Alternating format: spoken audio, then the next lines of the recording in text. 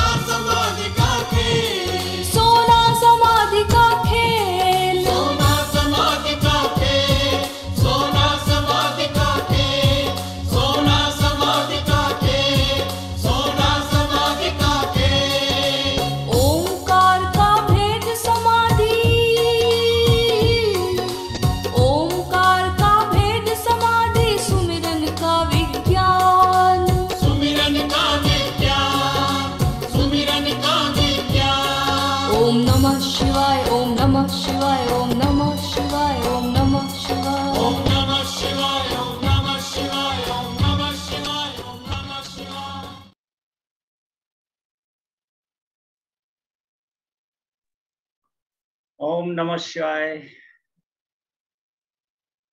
आज की शाम बंदगी में सबका स्वागत, सबको नमन। आइए प्रार्थना के लिए तैयार होते हैं। कमर और गर्दन आसानी से सीधी,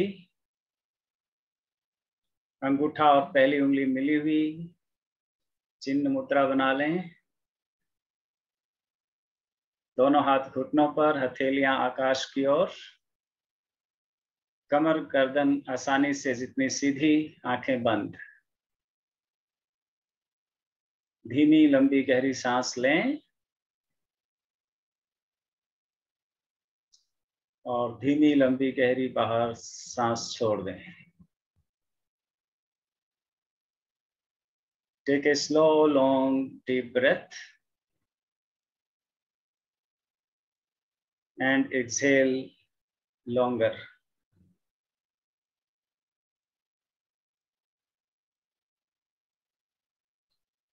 अस्तित्व का उपहार जानकर एक और सांस लंबी गहरी लें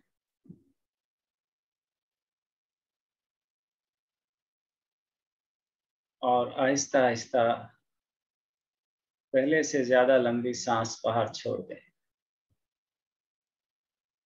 अब हम ओंकार के उच्चारण के लिए तैयार हैं। इस बार सांस भरेंगे, 3 बार ओंकार का उच्चारण करेंगे।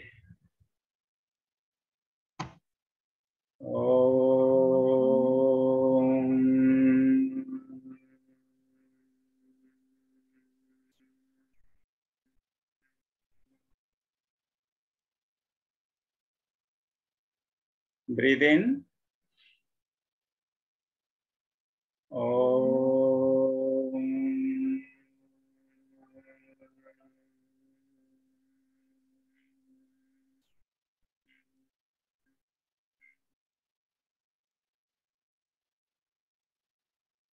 एक बार और सांस लें।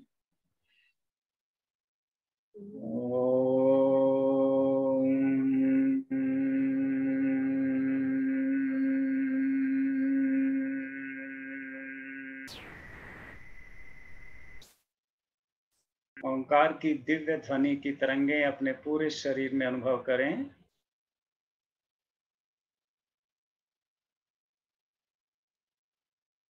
देहिक दैविक भौतिक तापा, राम राज नहीं काहू व्यापा।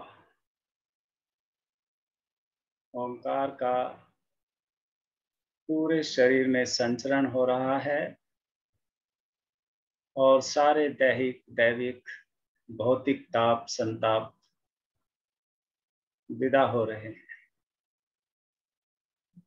शरीर शुद्ध और निर्मल हो गया। पूरा ध्यान दोनों हाथों की ओर। आहिस्ता आहिस्ता दोनों हाथ जोड़ लें और मेरे पीछे प्रार्थना बोलें और उसको साथ ही साथ समझेंगे भी। ओम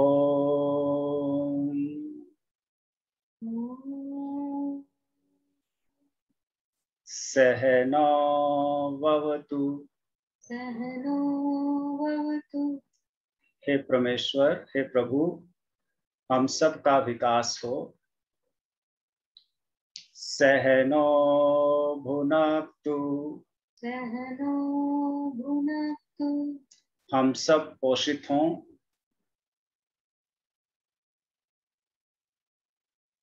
सह वीर्यं करवावहि। सह वीर्यं करवावहि। हम पूरे उत्साह और ऊर्जा के साथ कार्य करें। तेजस्विनावधीतमस्तु।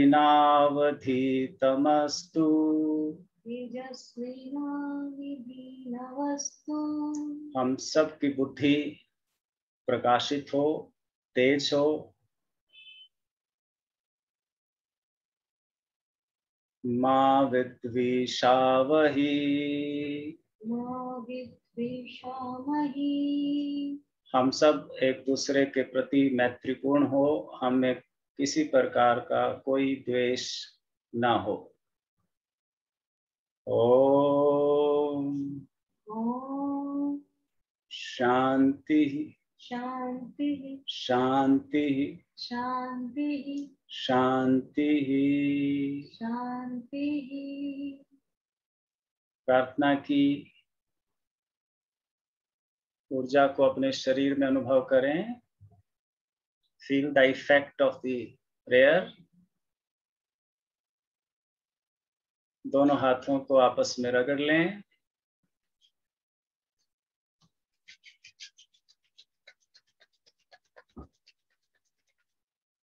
सबसे पहले आंखों पे रखेंगे,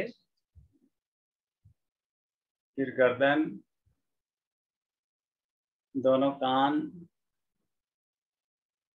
गर्दन के पीछे, दोनों कंधे, दोनों हाथ and rest of the body.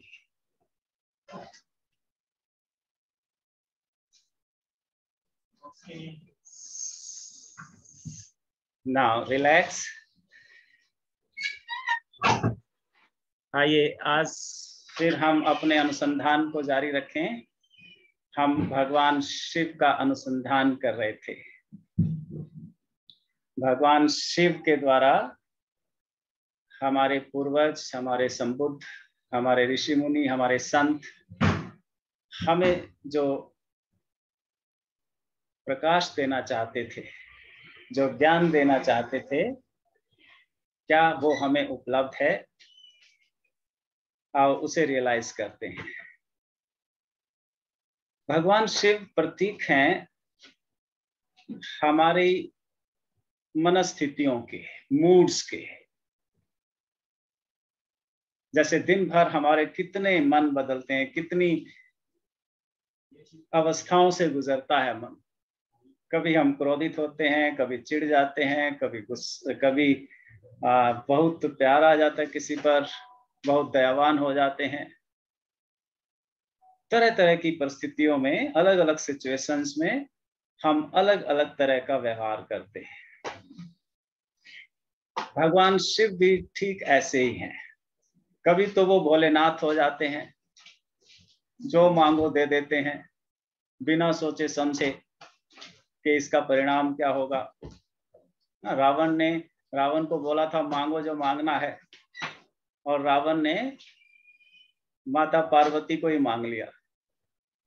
कहते हैं कि ये मुझे ज्यादा सुंदर लग रही है, आप इसे मुझे दे दो, और कह दिया तथास्तु, ले लो। तो वो तो माता पार्वती ने संभाला मामला और रावण को सबक सिखाया।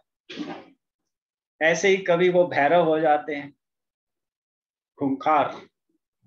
जरा सा किसी ने कुछ गलत कर दिया तो भयानक हो जाते हैं। भूत, प्रेत, कुत्ते और दूसरे सब डराने वाले जानवर उनके साथ आकर खड़े हो जाते हैं और व्यक्ति को भयभीत कर देते हैं। कभी वो आशुतोष हो जाते हैं, छोटी सी बात पर बच्चों की तरह रूठ जाते हैं और फिर नगण्य सी बात पर मान भी जाते हैं। ये उनका आशुतोष रूप है। और कभी वो अर्धनारीश्वर हो जाते हैं। माता पार्वती के प्रति अपना प्यार का इजहार करने के लिए कहते हैं कि तुम मेरा आधा शरीर ले लो। आधा शरीर माता पार्वती को कि यहीं रहो मेरे शरीर में ही, आधे में तुम रह लो, आधे में मैं रह लूंगा। हम भी कभी कभी इतने प्रेम में किसी के प्रति उदार हो जाते हैं कि सब कुछ अपना उसे लौटा देते हैं, शरीर तक, आत्मा तक, हृदय तक उसको अर्पित कर देते हैं। कुछ भी अपना नहीं रखते, कुछ भी उससे छुपाते नहीं, उसे अपना इतना भागीदार बना लेते हैं। फिर शिव की जो महिमा हमें सबसे अधिक देखने को मिलती है और जो पूरी भारतीय मनीषा में एक तरह से बीज मंत्र है, जन जन की जुबान पर है। वो क्या है? सत्यम शिवम सुंदरम। इन तीनों शब्दों में सबसे इंपॉर्टेंट शब्द कौन सा है, जिससे बाकी दो समझ में आ जाएं? फिर सत्यम, शिवम और सुंदरम। अंग्रेजी के एक कवि हैं जॉन कीट्स। वो कहते हैं ब्यूटी इज ट्रुथ,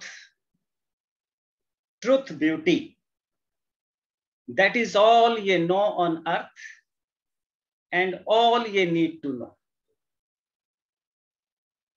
सत्य सुंदर है और सुंदर ही सत्य है।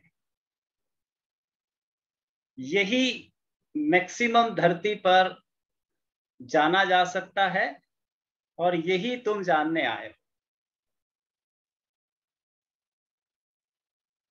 Beauty is truth, truth beauty, that is all ye need to know and all you know. यही किसी ने भी जाना है, शिव ने जाना है, भगवान कृष्ण ने जाना है, ओशो ने जाना है, यही जाना है। सत्यम शिवम सुंदरम, इसको हमने कहा है, वो टी.एस. एलियट इसको ऐसे बोलते हैं, हमने उसे हमारी जो मनीषा है, हमारे जो ग्रंथ हैं, वेद, पुराण, रामायण, गीता, सब में उसे सत्यम शिवम सुंदरम कहा है। तो इसमें सबसे इंपॉर्टेंट शब्द बताओ, कोई अंदाजा लगाओ तीनों में। शिवम। हाँ जी, रचना नहीं, हाँ सुंदरम। अरे सुंदरम। बहुत सुंदर। सत्य ही शिव है, शिव ही सुंदर है। हाँ, ये ना, सत्य ही शिव है, शिव ही सुंदर है। इसमें सुंदर शब्द सबसे इंपॉर्टेंट है। और जो शब्द सबसे इंपॉर्टेंट है, पहले हमें उसका अर्थ पता होना चाहिए। हम सब सुंदरता के पुजारी हैं, सब कहते हैं कि सुंदर मकान, सुंदर कपड़े, सुंदर सूरत, है ना, सुंदर बगीचा, सब कुछ सुंदर होना चाहिए। लेकिन सुंदर तब होगा जब हमें सुंदरता की परिभाषा पता हो। सुंदरता है क्या? तो जब तक हमें चीज की पहचान नहीं है, वो चीज हमारे आसपास भी हो, जैसे ओंकार हमारे पास ही होता है, लेकिन जब तक सदगुरु उससे परिचय नहीं कराता, तब तक हम बिल्कुल भिखारियों की तरह पतित घूमते रहते हैं, परेशान, संतप्त। ठीक ऐसे ही सुंदरता से ही हम जीवित हैं, सुंदरता ने ही हमें धरती से बांध के रखा है, और सुंदरता ही हमें किसी से कनेक्ट करती है, जोड़ती है। वो काम कर रही है अपना, है ना। ओशो कहते हैं कि पौधों को, पंछियों को, पशुओं को नहीं पता कि पानी जो है हाइड्रोजन और ऑक्सीजन से बनता है ना। ये तो मनुष्य को भी पता चला 150 साल पहले, 200 साल पहले।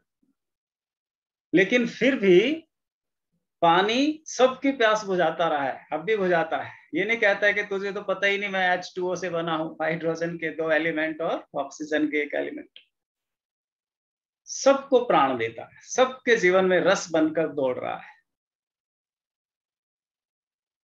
ठीक ऐसे ही सुंदरता हमें उतना ही बांधे है, पोषित कर रही है, रक्षा कर रही है हमारी, जितना शिव की करती थी, जितना भगवान कृष्ण की करती है, जितना सदगुरु की करती है।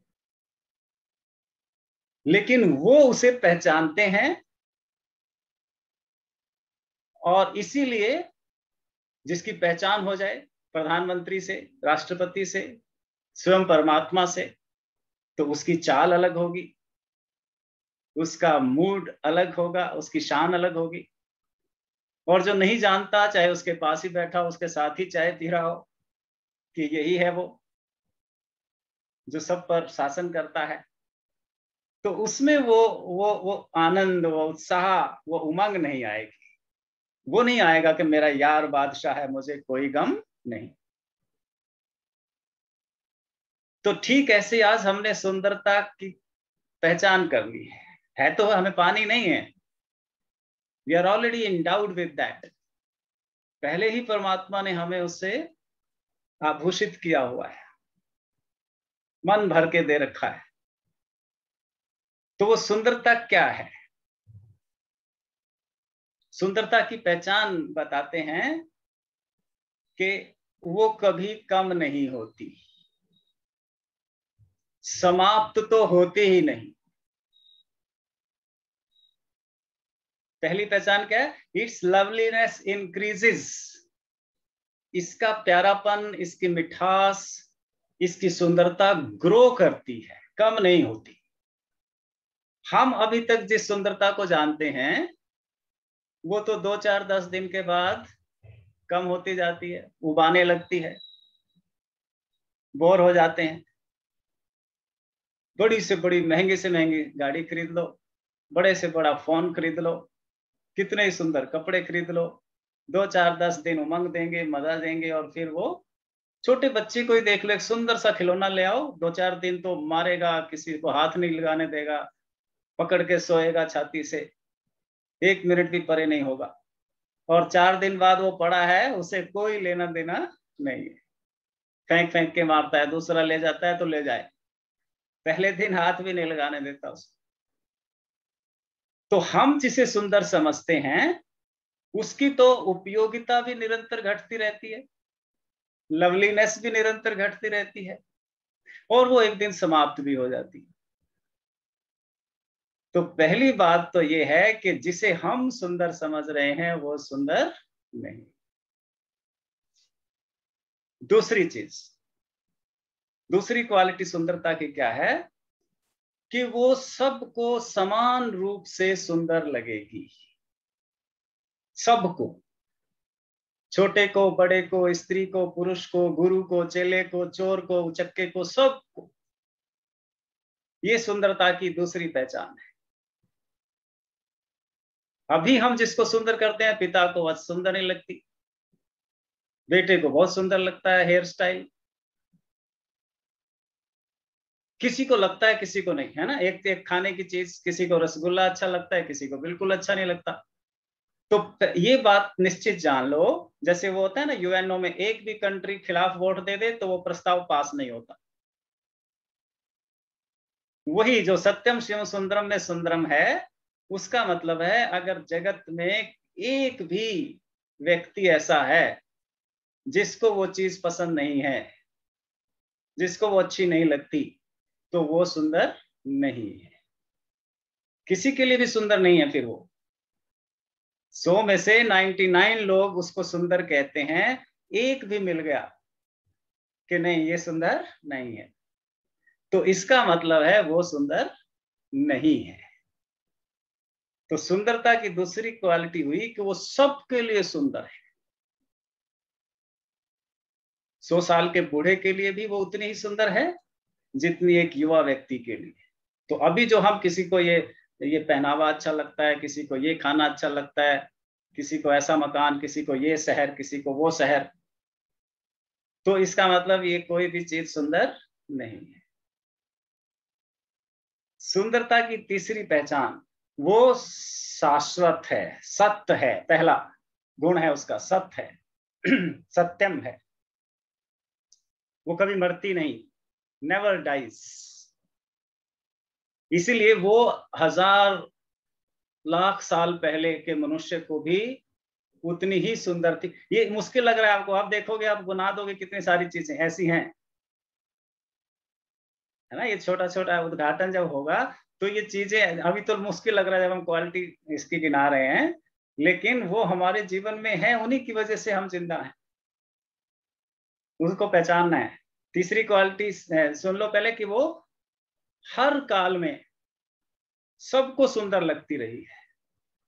अभी हम जिस सुंदरता को जानते हैं वो 80 साल के बूढ़े को पसंद नहीं है। हमारे बाप दादा के जमाने में लोग उसको पसंद नहीं करते थे, आज पसंद करते हैं। फिर लोग पसंद नहीं करेंगे, तो ये चीज सुंदर नहीं है। तो वो कौन सी चीज है? फूल, फ्लावर। कोई है जगत में छोटा बच्चा, बड़ा, बूढ़ा, बीमार, जिसको पसंद ना हो, जिसको कभी सुंदर ना लगा हो, हजारों साल पहले भी और आगे आने वाले हजारों साल बाद भी। फूल सुंदर है, चांद सुंदर है, सूरज सुंदर है, ब्यूटीफुल है। सबको एक साथ एक समान प्यार करता है, हमेशा से उपयोगी रहा है, हमेशा रहेगा। कभी उसकी उपयोगिता नहीं कि आज कम, पहले ज्यादा थी आज कम हो गई। चांद जिसकी वजह से हमारे शरीर में खून दौड़ रहा है, ज्वार बाटा उठता है, मछुआरों का घर चलता है, जिसकी वजह से हमारा माइंड काम करता है। आपको मालूम, हमारा जो मन काम कर रहा है, बुद्धि विवेक जो काम कर रहा है, वो चांद की वजह से काम कर रहे हैं। इसलिए पागल आदमी को हम चांद मारा कहते हैं हिंदी में, अंग्रेजी में लुनेटिक कहते हैं। लूनर का अर्थ होता है चांद। तो जो पागल हो जाता है उसको कहते हैं lunatic. The moon is angry with him, that's why he is lunatic. इसलिए उसका मन ठीक से काम नहीं कर रहा है, माइंड ठीक से काम नहीं कर रहा है। कितनी सारी चीजें, एक घने पेड़ों की छांव अभी भी आपको राहत देती है, सुंदर लगती है, हजारों साल पहले भी और बाद में भी आने वाले वर्षों में, है ना। बहता हुआ झरना, नदियां सदा सदा सुंदर है, हमेशा के लिए। This is beautiful. और ये क्या है फिर? इसकी दो क्वालिटी है। चौथी क्वालिटी क्या होगी? कि ये सत्य है, शाश्वत है, इटर्नल है। और आखिरी जो सबसे कि वो शिवम है, उपयोगी है, सबके लिए उपयोगी है। ऐसा कि नहीं कि बच्चे के लिए उपयोगी है, बूढ़े के लिए नहीं है, बीमार के लिए उपयोगी नहीं है और स्वस्थ के लिए उपयोगी है। एक समान रूप से सबके लिए उपयोगी है। उसको कहा है सुंदर, सत्यम शिवम सुंदरम। तो ऐसी कितनी चीजें हम अब ढूंढ सकते हैं जो सुंदर हैं। उनके प्रति जब हमारा लगाव हो जाएगा, उनकी हमें जब रह रह के याद आएगी, तब हम शिव हो जाएंगे, बीच वाला शिव। तो शिव के दोनों तरफ, एक तरफ सत्य है, एक तरफ सुंदर है, बीच में शिव। तो कल्याणकारी वही है, शिव वही है जो शाश्वत भी है और सुंदर भी है। सुंदर का दूसरा अर्थ हुआ है, अपने सदगुरु उसको बहुत अच्छे से प्रभावित करते हैं, जो आनंद देती है। तो इसको जॉन कीट्स कहते हैं। ये बहुत प्यारी लाइन है, एकदम मन में बिठा लेने जैसी। A thing of beauty is a joy for ever. A thing of beauty is a joy for ever.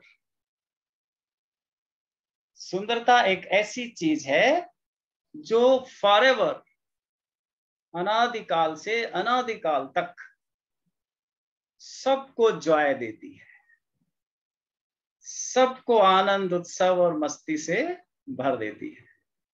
वो सुंदरता है।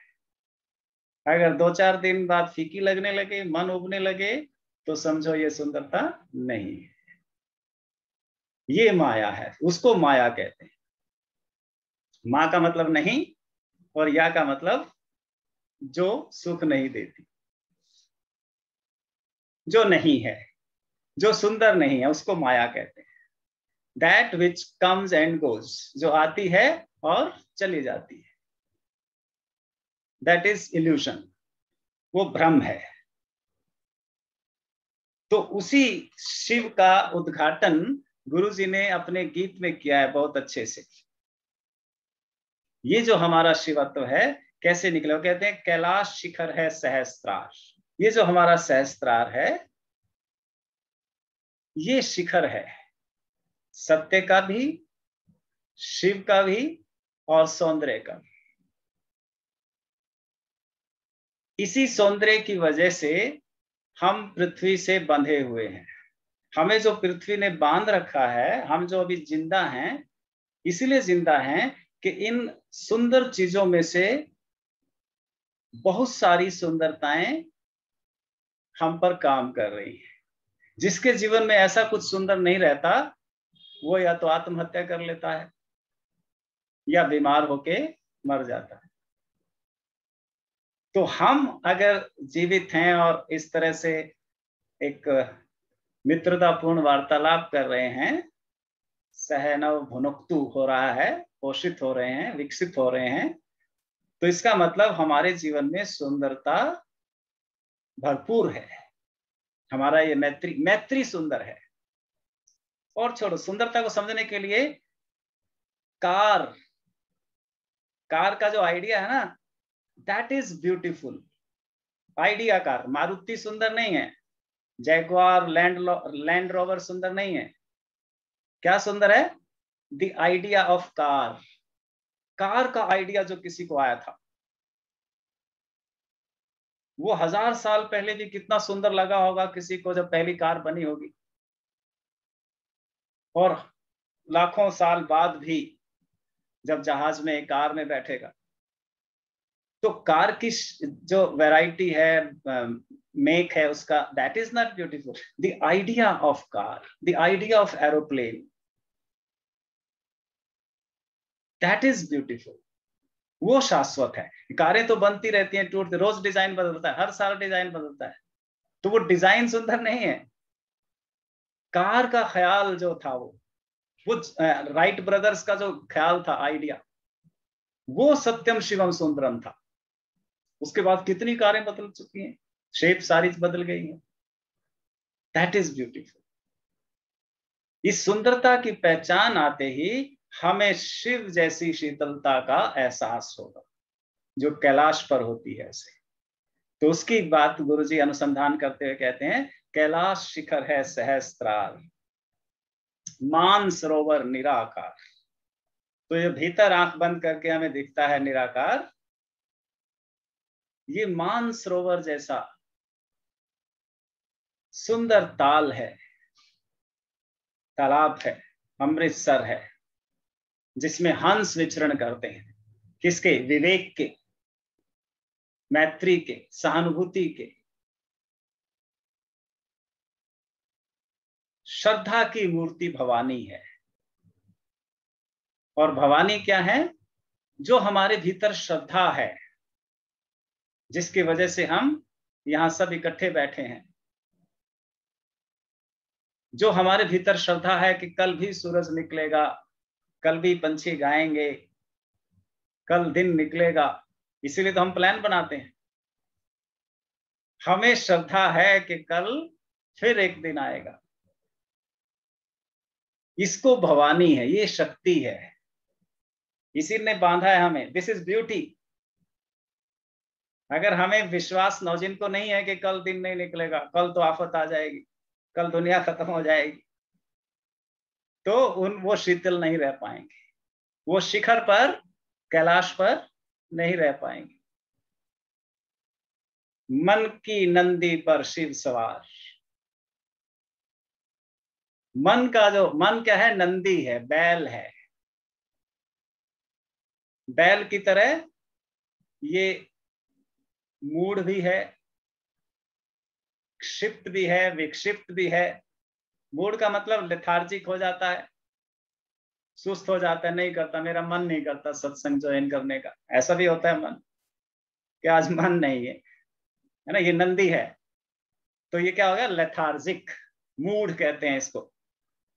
सारे मूढ़, पतंजलि भी मूढ़ कहते हैं, शंकराचार्य भी मूढ़ कहते हैं, जो लेथार्जिक है, काम, जो कहते हैं काम करने का मन नहीं है आज, लेथार्जिक, ये नंदी है।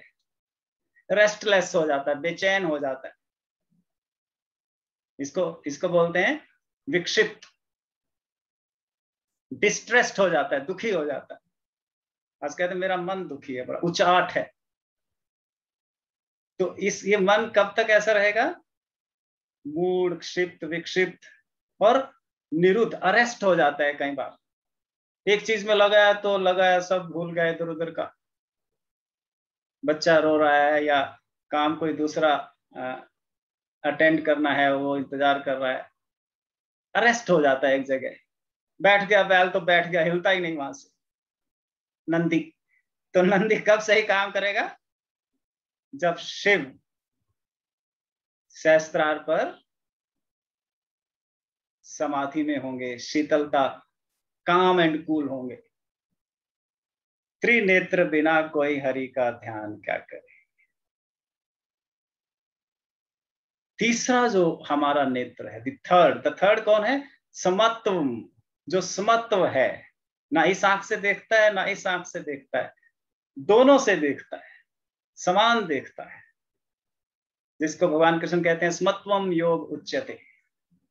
सबको समान देखता है, जैसे चांद सबको समान देखता है, सूरज सबको समान देखता है, फूल सबके लिए उतना ही सौंदर्य है, प्रदान करता है, खुशी देता है, जॉय फॉर एवर, सबके लिए।